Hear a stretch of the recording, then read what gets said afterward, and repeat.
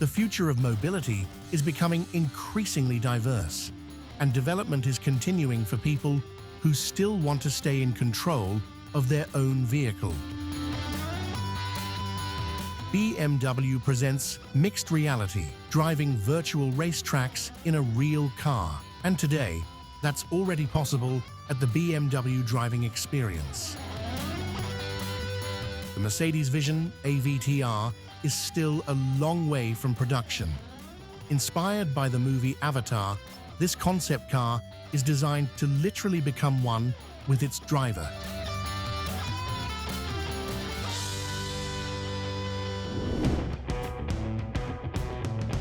Inside this BMW, reality and animation merge like nowhere else. Mixed reality is a technology that could revolutionize racing simulations. The car is real. The track is virtual. We're in Mysak at the BMW M Driving Academy. Here, it's not just BMW owners who can take part in drift and advanced driving courses. After completing our drift training, there's a brand new highlight on the schedule.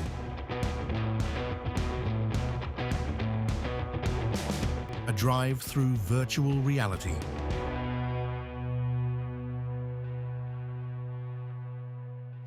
I've got no idea what this is going to feel like. Getting into a real car and driving a virtual track while you're blind to the real world. I'm also a little worried I might get motion sickness. But mixed reality is only the grand finale of today's training. This is a BMW M drift training, so it's going to be an adrenaline-packed afternoon. I'm really curious to see how I'll do. Let's go! On a former airfield, petrolheads have 130 hectares of open space to explore the limits of a car. All under the watchful eye of Philip Goetz. He's been an instructor at the BMW Academy for 7 years. Drift training is all about having fun and sharing the joy of driving. Hopefully, by the end, everyone will manage at least half a circle, or a full circle in a drift, and ideally, also a drift slalom. Most importantly, it's a chance to experience the M4 to its full potential. After all, how often do you get the opportunity to explore a car like this? Especially with DSC off, you get to feel that transition from grip to slide, and discover what a car like this is capable of. Alongside driving courses for the public, workshops, training sessions and seminars are also held here. After a thorough briefing, it's finally time to head to the cars. We're taking a seat in the BMW M4 competition. Its 3-liter inline-6 delivers 510 horsepower and 650 Newton-meters of torque to the rear wheels. Unlike the standard M4 with its manual gearbox, the competition comes with an 8-speed automatic transmission. The perfect recipe for a true drifting machine. But before the real fun begins, the participants first need to get familiar with the car. Time for the slalom course.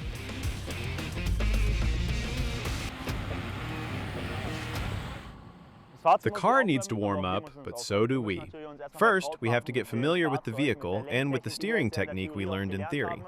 After driving school, most people naturally fall back into their old habits, steering with one hand at the top or the like. So the first step is getting back into the proper 9 and 3 position.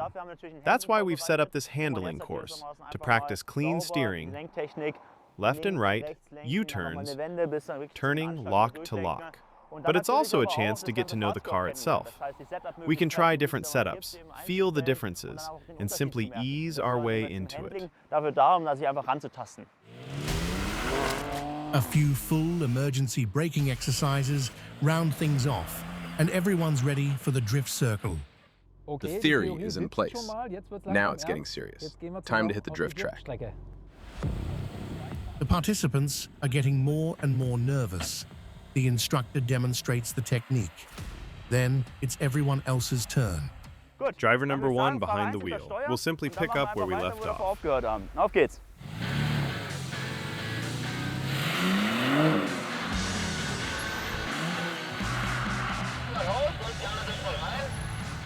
Here we go. My turn. The others have already gone first. Now it's my turn. Each participant gets several attempts, allowing them to improve their control of the car lap after lap. Yes, there's the first one. Sehr gut. The learning curve is surprisingly steep.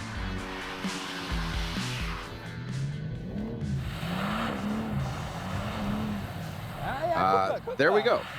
Guck mal. Exactly. Now try it in second gear and see how it feels. Nice and steady on the throttle, just like I showed earlier. It's actually pretty manageable. You just have to get used to the moment when the rear steps out. Heck kommt. See there? I stayed on the throttle too long. But I think I need a little more entry speed. Otherwise, it spins too quickly.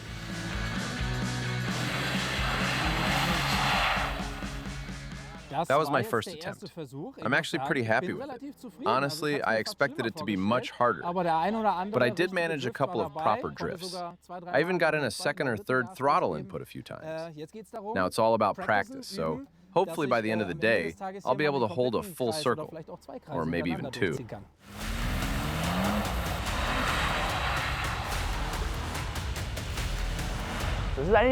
It's really a step-by-step process that you go through every single time.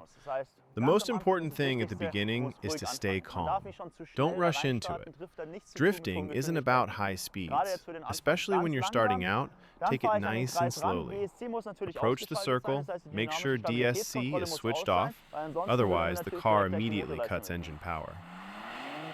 Keep your eyes focused close to the circle, because the car always goes where you're looking. Then apply a slight steering angle and get firmly on the throttle. Wait until the car actually reacts and the rear steps out. If you countersteer too early, the car will head somewhere else. So wait until it really breaks loose. Once it does, come off the throttle and countersteer until the car catches itself again. Bis sich eigentlich wieder komplett einfängt. After taking a moment to process, it's time for round 2. I'll start again in first gear and practice initiating the drift once more. Einmal wieder das Auslösen quasi üben, dann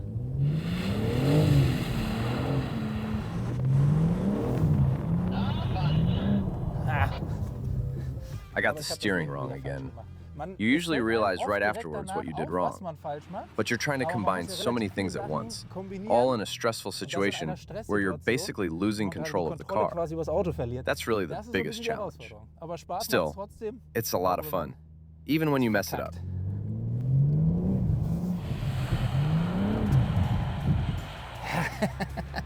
Doesn't matter, it's still fun. Okay, it's coming together. Just when you think you're getting the hang of it, the difficulty level goes up. Now, it's time to drift in the opposite direction. Once again, Philip demonstrates how it's done.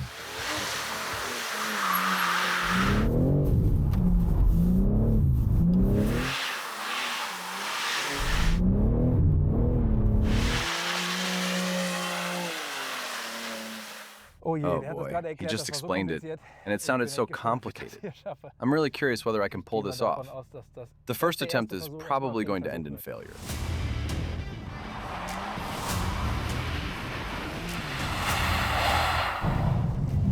Way too much throttle.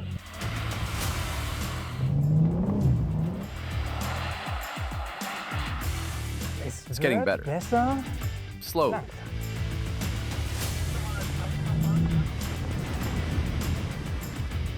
I was still in first gear. I didn't even notice.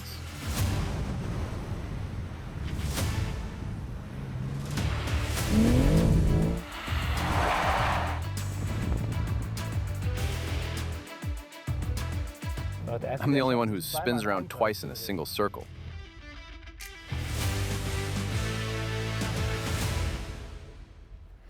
So that's part one of the drift training done. Unfortunately, you didn't get to see it, but I just jumped into the green M3 and drove the perfect lap back there. Just kidding, that was the instructor. Either way, it was an absolute blast. I'm really happy.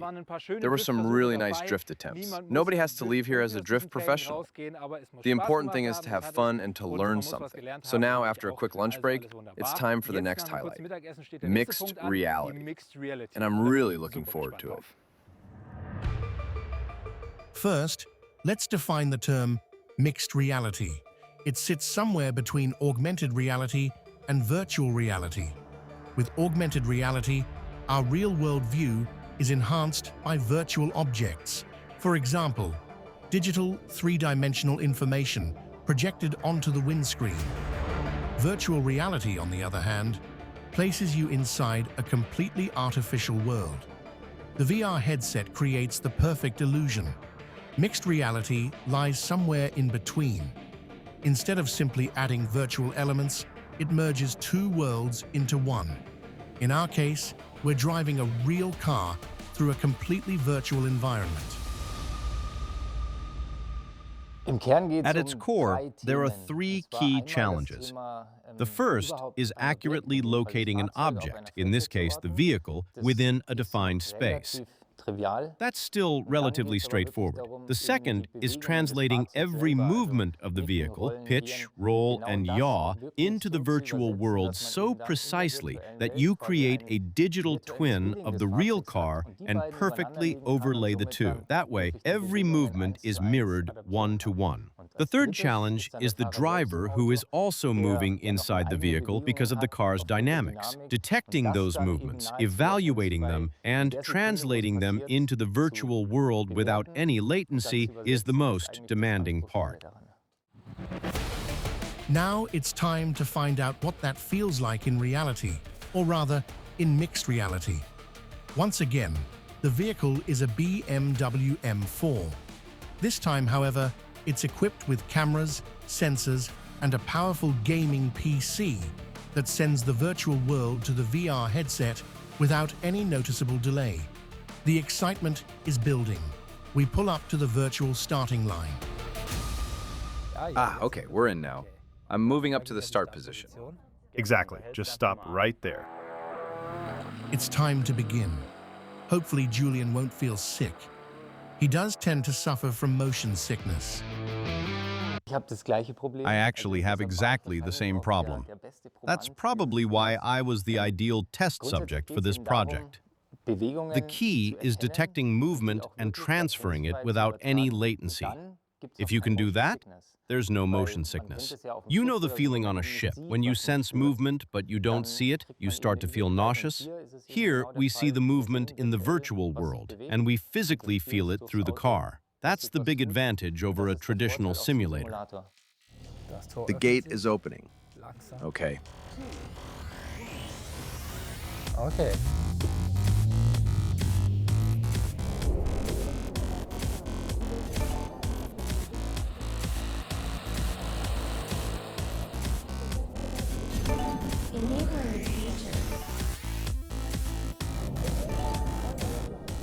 The very first thing I can say is, I don't feel dizzy at all. Schwindelig oder dizzy wird oder sowas? Habe ich überhaupt nicht.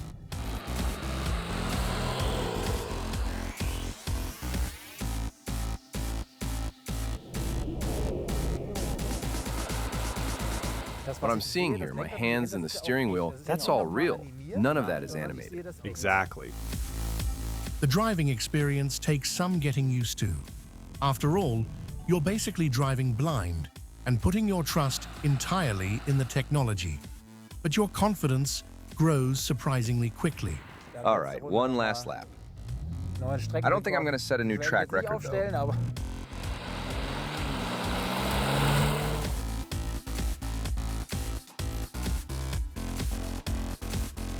I just looked at the display for a second. It said 80 kilometers an hour. It honestly doesn't feel anywhere near that fast. That's exactly how it feels. Cool. Cool. Perfect. Alright, cool. Dann würde ich sagen, We're at the finish. wir im Ziel und du darfst quasi All right, let me help you take the headset off. Headset. And then you can finally see where you actually are. Welcome back to reality. Welcome to reality, wo du hier gerade gefahren bist. Wow, that's incredible. Thank you so much for this experience. You're very welcome. At the BMW M driving experience, both people and machines can explore their limits. Here, you're allowed to do exactly what would never be permitted on public roads. But mixed reality isn't just an entirely new gaming experience. It also offers a glimpse of what the future could look like. One possible application would be recreating dangerous traffic situations without putting anyone at risk in the real world. Before trying mixed reality, you wonder what it's actually going to be like. But you really have no idea. Now that I've experienced it, I know what it is. But I still can't really put it into words. It's something everyone has to experience for themselves. It creates the perfect illusion all around you. Everything outside the car is virtual, while the interior and your own hands are completely real, and your brain instantly accepts it as reality. That's exactly why I never felt motion sick. Combined with the drift training, it made for an incredibly fun and unforgettable afternoon.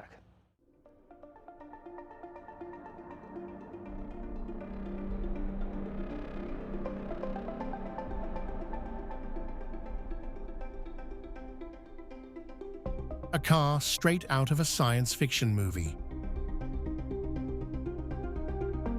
You hear that phrase a lot when people talk about concept cars.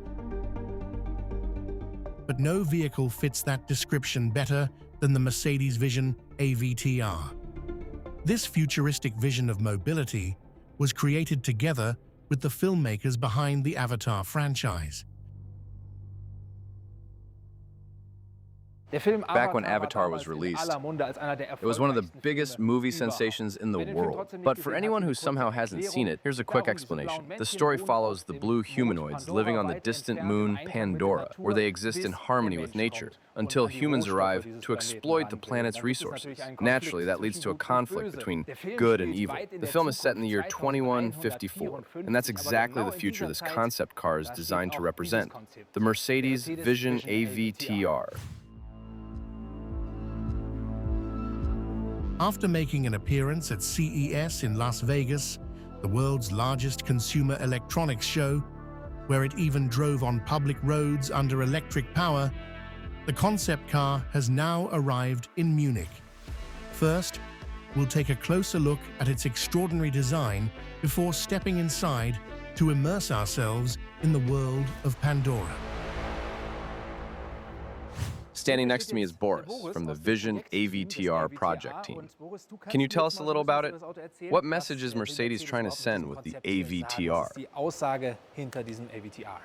Much like the Avatar movies themselves, the Vision AVTR is all about delivering a message. We want to show how people can live in harmony with nature, while at the same time creating a true symbiosis between human and vehicle, for example, through the user interface. We want this vehicle to become part of nature. Why Avatar? What's the connection between the movie and the car? You can see it everywhere, starting with the design itself. We used bionic structures throughout the vehicle. Take the spherical wheels, for example. We want to create a larger contact patch, reducing damage to the ground and leaving as little trace as possible. You can also see a wood sprite from Pandora's color palette. Those are the floating seeds that land on the film's main character. You'll find details like these all over the vehicle, right through to the completely vegan interior. Speaking of materials, that's a perfect point. We're about to climb inside anyway, so we'll take a closer look at them there. Can you tell us how long the development process took? How long did it take to create this vehicle? I joined during the design phase. From that point on, it took around 12 months to turn the initial concept into a fully realized vehicle, engineering, building, and preparing for its world premiere at CES. One thing that really catches my eye is the rear. Let's take a closer look together. Sure. This is fascinating. These flaps actually move. We can see it right now. What's the idea behind them?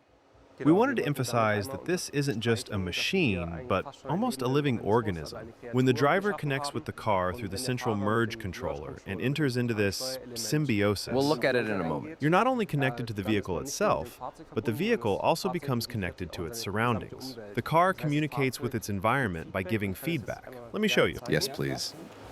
When you accelerate, these flaps rise up like a rear spoiler, providing a small aerodynamic benefit while also communicating the vehicle's movement. When you brake, they stand upright like an air brake and illuminate red. The rear light strip also becomes brighter, and even the spherical wheels signal to the surroundings what the vehicle is doing. That's really impressive. Most concept cars are basically static design studies. You can look at them, but that's about it. This one can actually drive. It absolutely can. And once we're inside, I'll show you how it's controlled and what it's capable of, including its rear wheel steering system. Even the way the doors open reminds me of an insect or some kind of animal.